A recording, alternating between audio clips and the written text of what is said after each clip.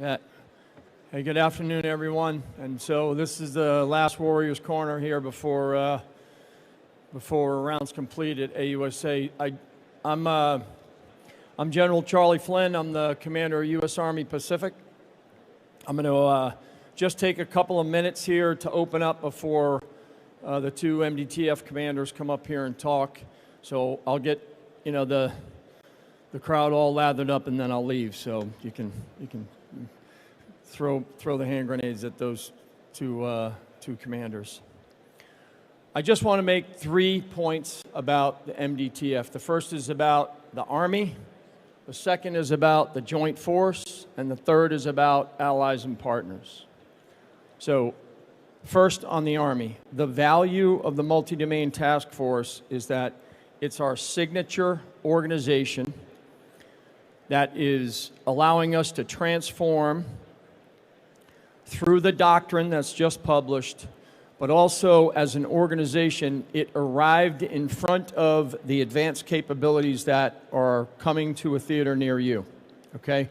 So the important part here is that for the Army, it allows us an organization, the signature organization that is applying new capabilities against concepts with doctrine, and the combination of the organization, the capabilities, the process, and then the inclusion of the advanced type capabilities that we have coming is going to give us an edge globally.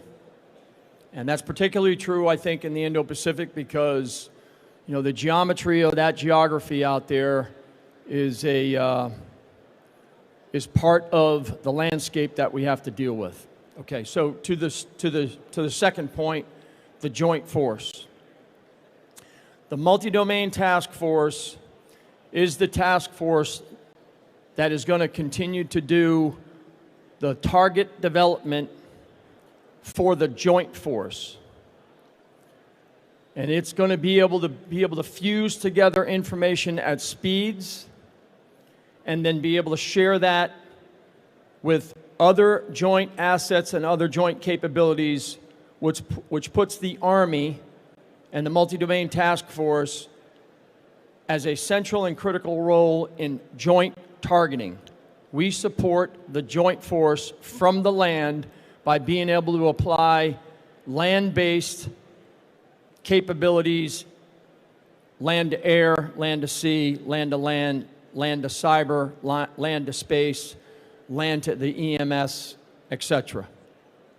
So the joint advances that are made by the Multi-Domain Task Force are critical to in land contributions to the Joint Force for targeting.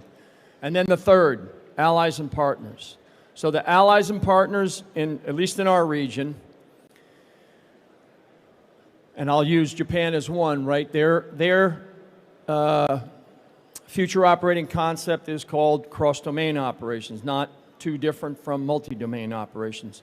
So, and I could talk about other partners in the region, but the fact of the matter is that the Multi-Domain Task Force signifies organizational change, and that organizational change is creating opportunities for the allies and partners in the region to learn from the things that we have already tested, experimented, done the research and development on, the wargaming, and then the use of that formation from IOC to FOC in the region. So it becomes an example, if you will, to our allies and partners about a new organization that is transformational, that takes doctrine, training, leader development, and material solutions, i.e. capabilities, advanced capabilities, and pulls them together. So if they can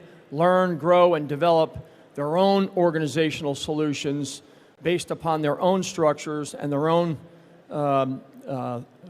group of threats that they're confronting, then that is a benefit for all of us in the region. So MDTF, Army advantages, joint advantages, ally and partner advantages because it is the signature organization of the transformational change that the Army has undertaken. And the timing of this coming out with 3.0 and the advanced capabilities that are on the way could not be better. And one of the things that I'll end on is having an organization out in front of these advanced capabilities is something that we had not done in the past. In our past, what we had done is introduce a new capability and then give it to a legacy formation. That's a challenge.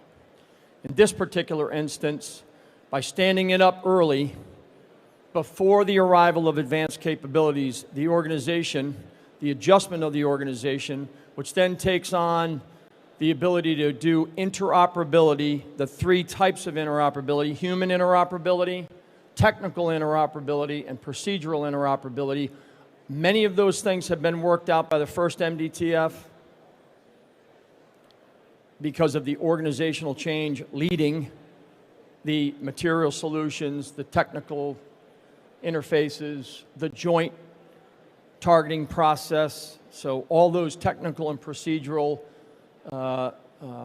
advances that have to be made are now part of a new organization that knows how to operate in that environment. And I know Bernie and Dave will talk about that a little bit on their when they're up here. So that's all I have today. So thanks very much for what you're doing. I appreciate you being here. And Bernie, Dave, you're nickel. So thanks.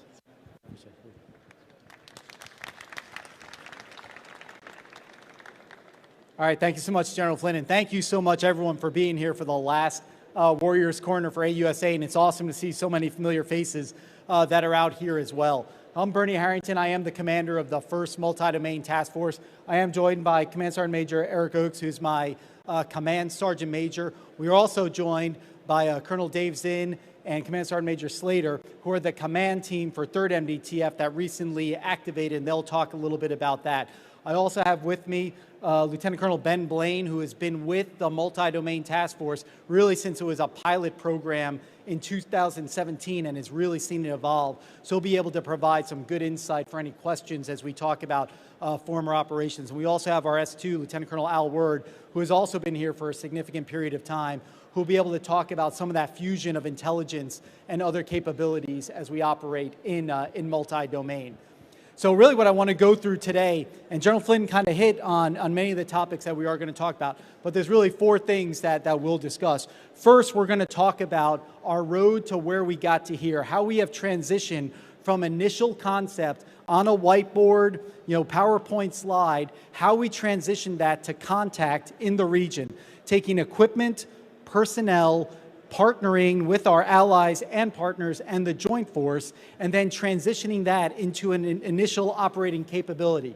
Once we entered into that initial operating capability, really tying into campaigning in the Indo-Pacific, and we utilize Operation Pathways in order to accomplish that and achieve integrated deterrence that the SecDef has charged Indo-PACOM to accomplish within the region. The second thing we'll talk about with the publication of FM 3.0 is how do we take that multi-domain doctrine and how do we actually apply that in the multi-domain task force in order to achieve the effects that we want to achieve. The third thing we'll talk about are some of the key lessons learned that we have had with the standing up of the 1st Multi-Domain Task Force, our integration with 2nd, and as 3rd activates now. And then finally, we'll talk a little bit about what's on tap for fiscal year or calendar year 23 as well. And then at that point, we'll have some time left over. Hopefully, we'll be able to engage with some Q&A. If not, we'll certainly stay around here after to be able to participate. So before we get started, what I would like is you start any good Warriors Corner with a video. So if we could please drop this and then tee up the video, please. We're witnessing one of the largest shifts in global geostrategic power that the world has witnessed. And if we, the United States military, don't do a fundamental change to ourselves in the coming 10 to 15 to 20 years, then we're going to be on the wrong side of a conflict.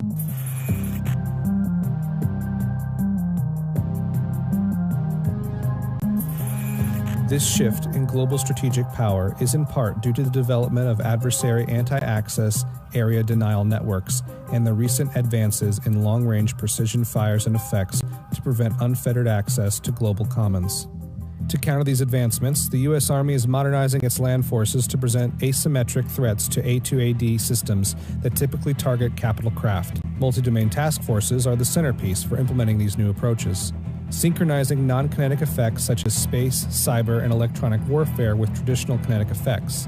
MDTFs disrupt and defeat our adversaries over long ranges. The first MDTF is comprised of 4 battalions: the Multi-Domain Effects Battalion, Long Range Fires Battalion, Indirect Fires Protection Battalion, and the Task Force Sustainment Battalion. The Multi-Domain Effects Battalion consists of 4 primary capabilities: intelligence collection, signal support, space effects, and cyber electromagnetic activities, which includes providing extended range sensing and other effects capabilities in conducting cyberspace operations. The Long Range Fires Battalion offers the long-range hypersonic battery and mid-range capability battery and a traditional HIMARS battery. The Indirect Fires Protection Capability Battalion protects MDTFs, joint forces and partners and allies, incorporating their networks into existing integrated fire and missile defense systems. And finally, the Sustainment Battalion provides organic logistical support. These elements are tailorable and scalable according to the mission, and they operate in dispersed locations, making them harder to locate and target. The task force also provides advanced indications and warnings of adversary aggression, neutralizes A2AD networks, disrupts adversary lines of communication, and targets deep within adversary sanctuary. The combination of capabilities in a single unit gives the geographic combatant commander enhanced insight into the operational environment, allowing greater freedom of movement and strike capabilities. The first MDTF conducts persistent operations in the Indo-Pacific AOR. In the last year, they have deployed soldiers to multiple locations, including the Philippines, Japan, Guam, the Northern Marianas Islands, and Palau. While MDTFs are Army units, their missions are inherently joint, and they rely on an essential network of alliances and partnerships. MDTFs think, act, and operate differently than conventional land power units. They help shape the Indo-Pacific environment through expansion of the Pacific Land Power Network and stand as a deterrent from enemy aggression through adaptive joint force packages in every domain.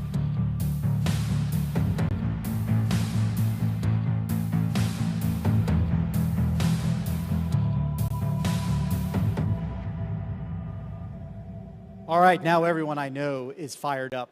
I thought I was going to have to act out like the middle portion of that there when we lost the feed. Okay, if we can go to the first slide, please.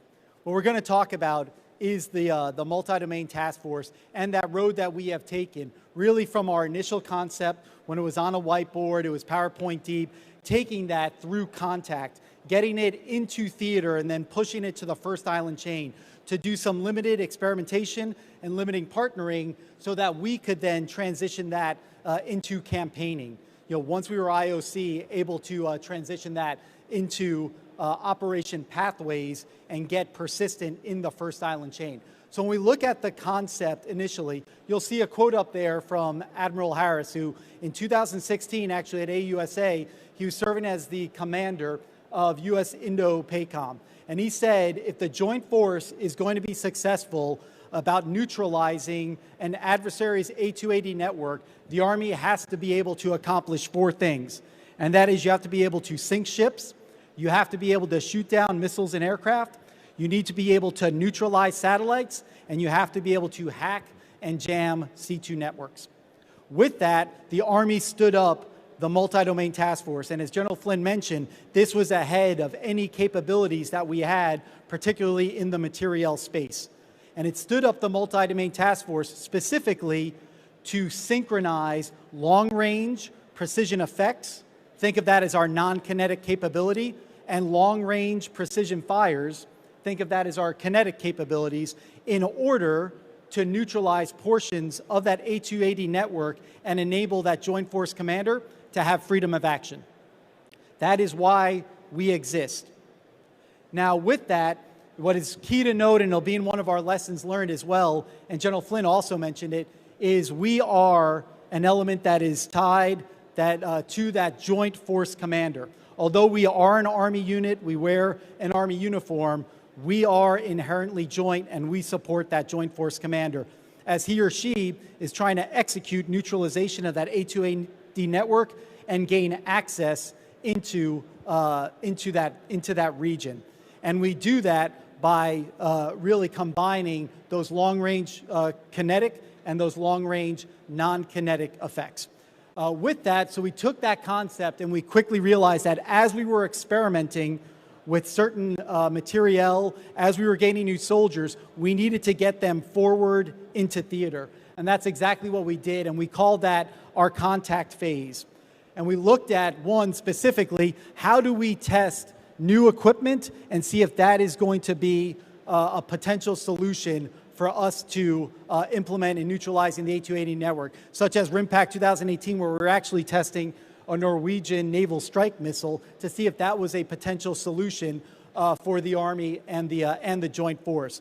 We also realized quickly that we have to integrate with our partners and our allies as well as the Joint Force. And we did that through multiple exercises such as Orient Shield 2019 and Talisman Sabre 2019 to really look at, one, our interoperability, and General Flynn talked about the 3 levels, and I'll address them here again in a second, but 2, to really start to look at our multi-domain operations and how that nests with their concept of multi-domain. General Flynn also mentioned that one example is our work with our Japanese allies and looking at their cross-domain operations and how that nests with how we look to operate in multi-domain. We then took this equipment experimentation, we took our partnerships with our allies and our partners, and we looked to build that into an IOC capability, an initial operating capability. And we leveraged Forager 2021 to do that.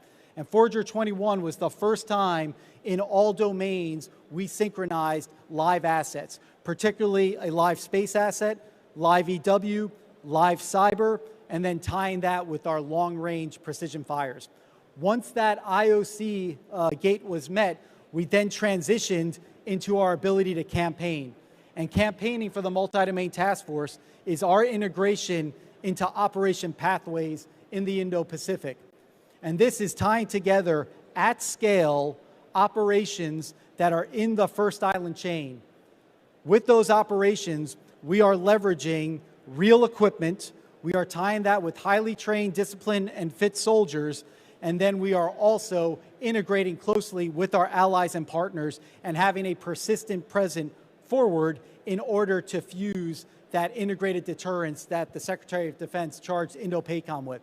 And for example, some of the effects that we were able to achieve at RIMPAC 2022, just a couple of months ago, we were able, for the first time, to actually fuse all 4 of the tasks that Admiral Harris had briefed into one specific engagement. So in a SYNCX in Hawaii, partnered with the JG SDF, we were able to have a live space effect.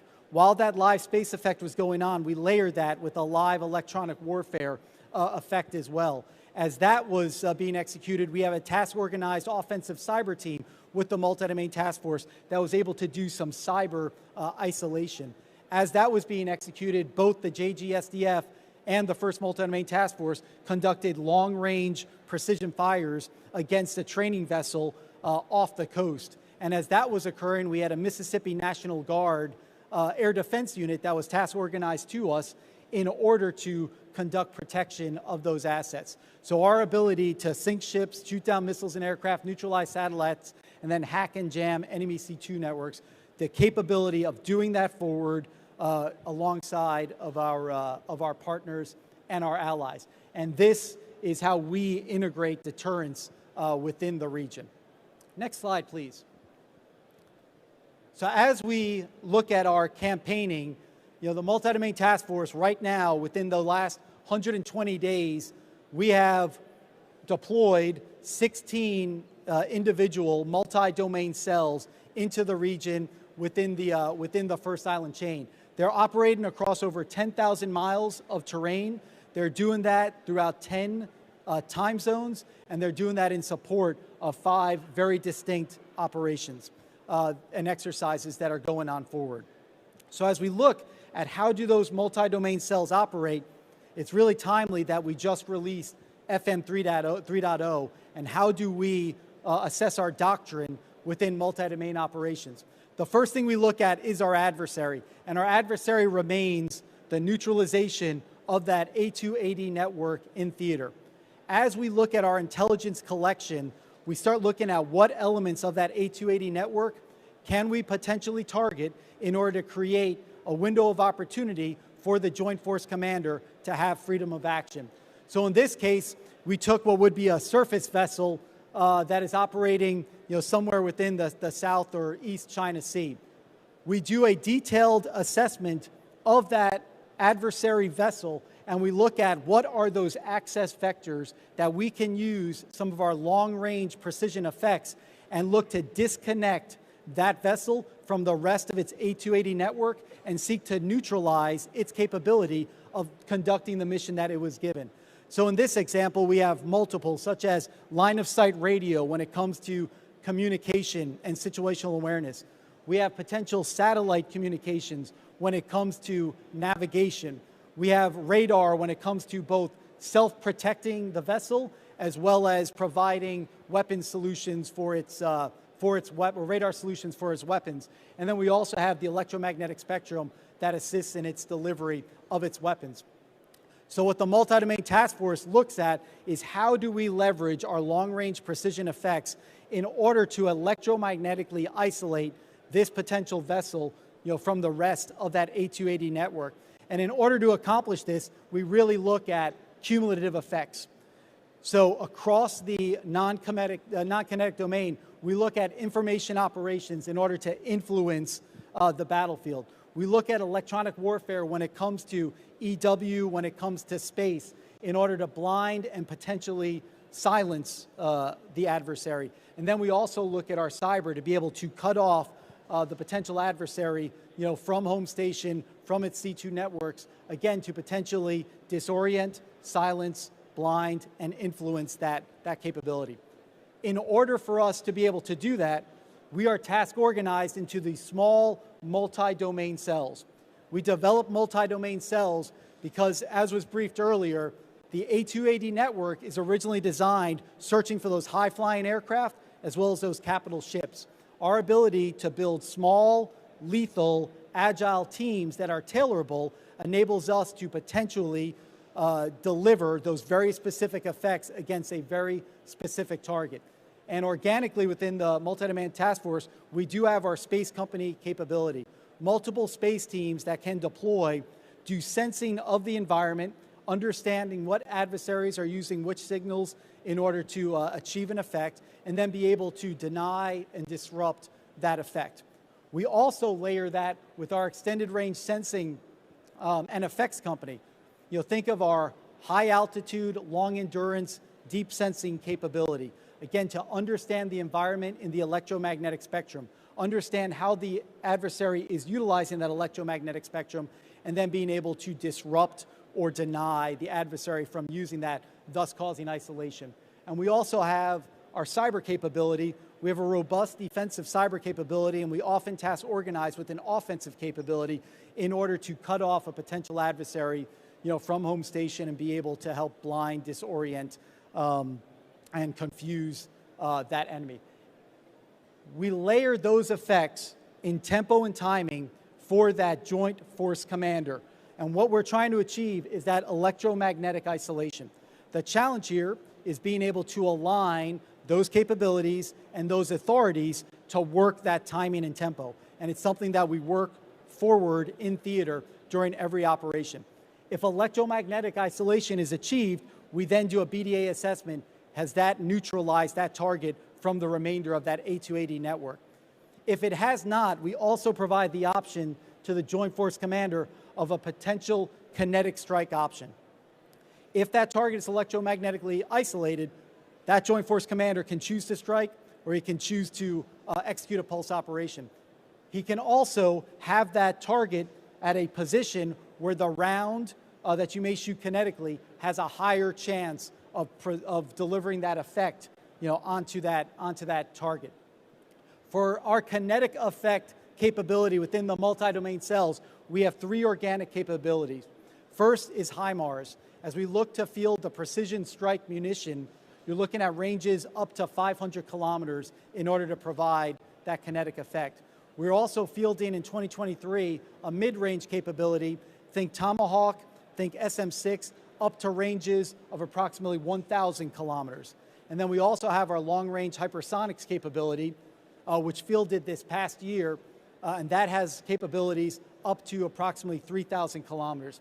So we are able to layer those kinetic effects on top of a potentially electromagnetically isolated adversary. And what we ultimately then allow that Joint Force Commander is options as to how to potentially neutralize that target. Finally, inside the multi-domain task force, we do have our internal protection and sustainment capability. How do we protect our assets? We are experimenting with missile defense systems. We're also partnering, with industry and the enterprise, really, as we look to field the indirect fire protection capability. We're also looking at directed energy. So how do we, one, protect our own assets moving forward? Then how are we also tied with the Joint Force and enabling protection of those critical assets for that Joint Force Commander? And we also have our support cells, part of our BSC, or basically our support company, and then that will tie into a BSB, a battalion later on this year, to be able to provide logistic support, particularly in a contested or nested with a theater support in a contested environment. As we look at how we operate MDO within the MDTF, ultimately we are looking to provide the maximum number of dilemmas for the enemy, while also providing the maximum capabilities and options for that Joint Force Commander. And again, we are inherently joint, working for that Joint Force Commander to neutralize portions of that A280 network to enable that joint freedom of action. Next slide, please.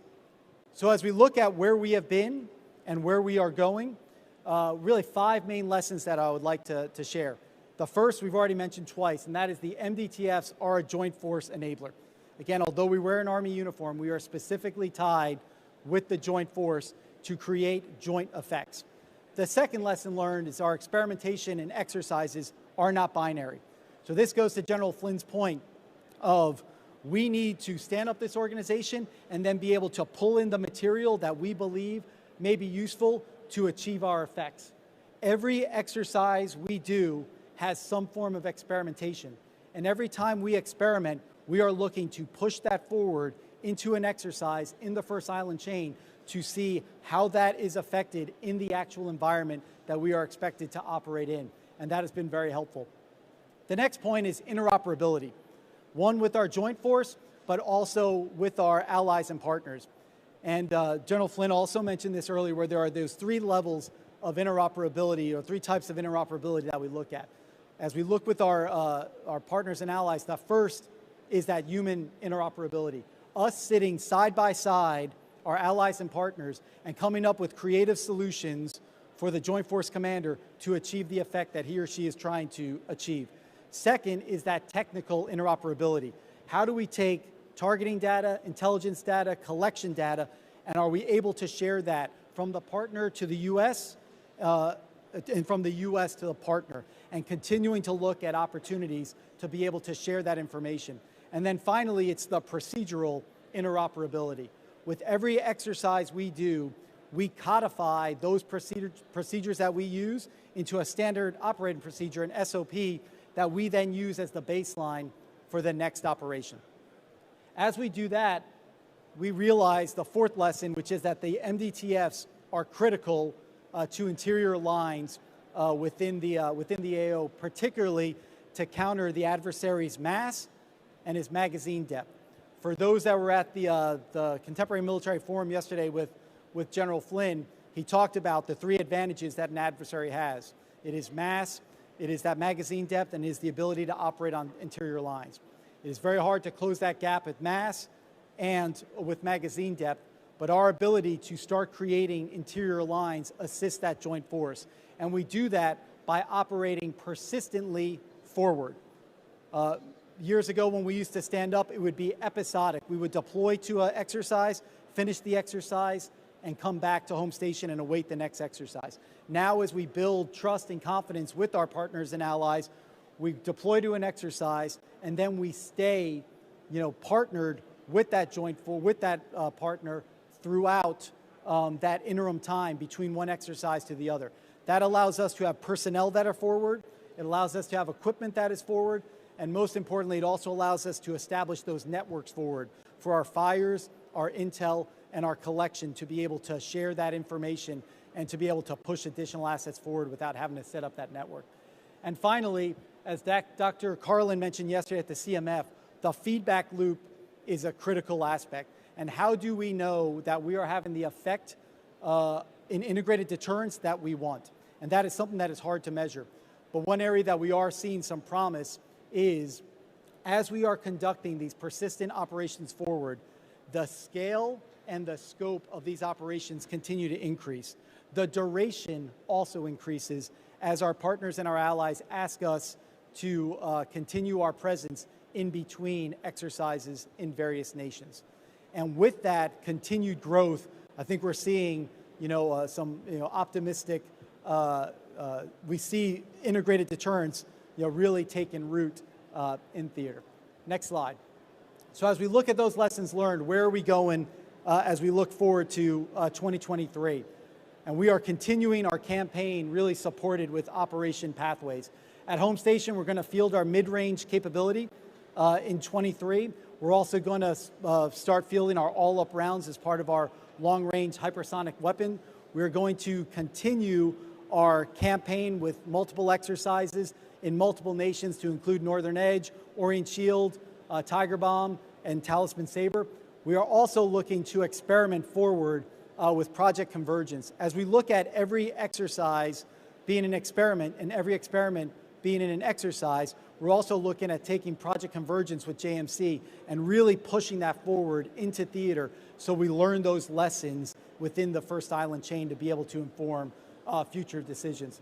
And then we'll also look, as we continue our forward progression, is as third MDTF, as they just recently stood up, we'll transition to an IOC capability. And with that, I'll turn it over to Colonel Dave Zinn.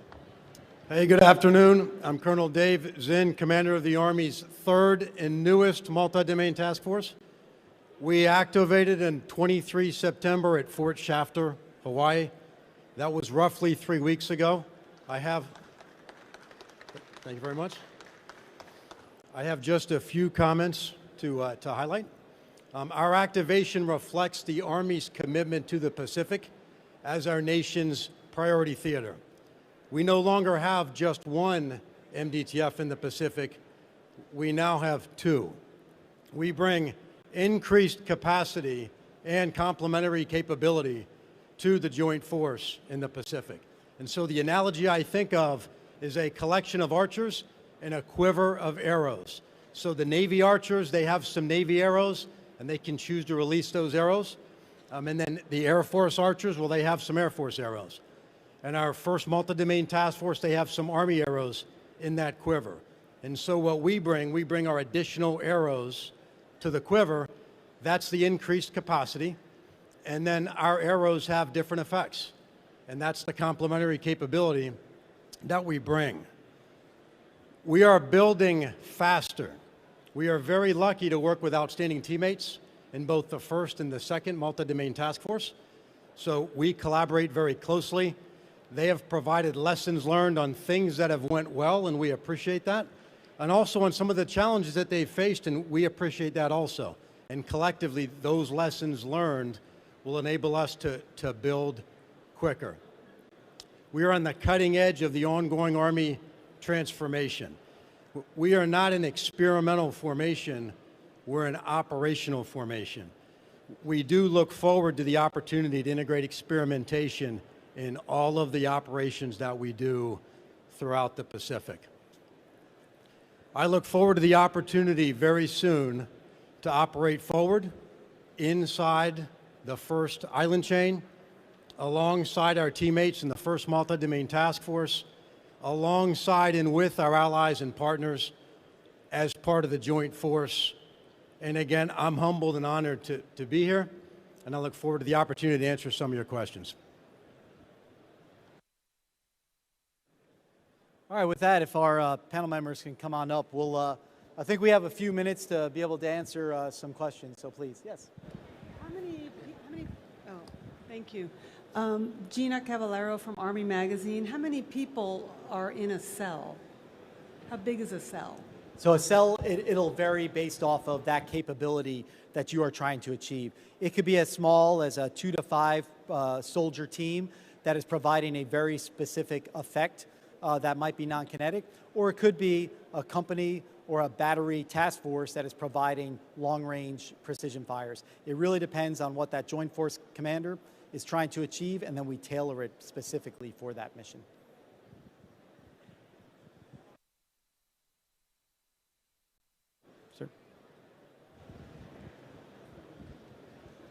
Good afternoon, sir. Lieutenant Colonel Poirot, the French liaison officer. Thank you very much to all of you for the great speech you've given. I see some very similarity with what the Marine Corps is doing in the Pacific with this concept of standing forces, persistent forces inside the WEZ, the weapon engagement zone of the enemy. I see one big difference is that in your multi-domain task force, you don't have any combat power. I mean, like the Marine Corps has an infantry battalion at the core of his maritime littoral regiment. Can you explain about this difference? Can you tell us more about the coordination you could have with the other services? Thank you very much. Yeah, thank you. I think that is a wonderful question, particularly as we partner with the MLR in Hawaii. So when we look at the differences between the multi-domain task force and the MLR, what we really look at is the multi-domain task force is really with that joint force commander achieving those joint effects. The MLR is tied, really to that localized sea control, in the littorals as the littoral regiment. Now, although that is somewhat different, what it really is complementary, as we are both working with that joint force in order to achieve an effect, and whether that be in the littorals or whether that be for another area for that joint force commander. So as we look at task organizing for the multi-domain task force, to your point of which capabilities do we have, if we are looking at a ground unit capability to provide security, this is where our concept of being a task force applies. If we do not have a capability that we need based off of a mission, we are then able to task organize in order to bridge that gap. So that's one area that we work, exercise, and operate quite frequently. Dave, would you like to? The only thing I would add is, with respect to their mission and organization, I would defer to our Marine teammates to kind of explain what that is and how they're different. But again, I think it's clear that we provide complementary capabilities. It's a large theater. Our roles are each very important. And then in the 3rd NDTF, and I know my teammates in the 1st see it the same way, we look forward to work closely with our Marine counterparts throughout training and operations. I think we have 2 minutes left, so maybe time for another question if anyone has one. Sir. Sir, I'm Colonel Leclerc, the French lieutenant to AUSA. So I'm used to work or to see General Byrom now and General Marinian. The structure is a little different since it's the 2nd MDTF. They are linked or ties with the 56 Artillery Command. If I'm not wrong, it's not the case for the 1st and 3rd MDTF. Could you explain the difference and the not existence of Artillery Command in Indo-Pacific? So I would defer to U.S. Army Europe to talk about the theater, their Theater Fires Command that they stood up with. They stood up. What I would say is that the Army looks at each theater individually, and I think there's no guarantee from the Army that all of our multi-domain task forces will look the same or necessarily operate the same. And if we think about some of the differences in theater, the different geographies that exist, the size, the spaces, I think that lends itself to why perhaps the structure and the organization in the second multi-domain task force might be slightly different from what our structures are here in the Pacific.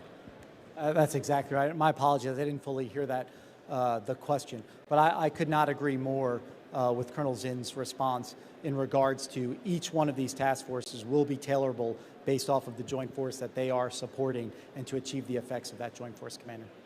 Thank you.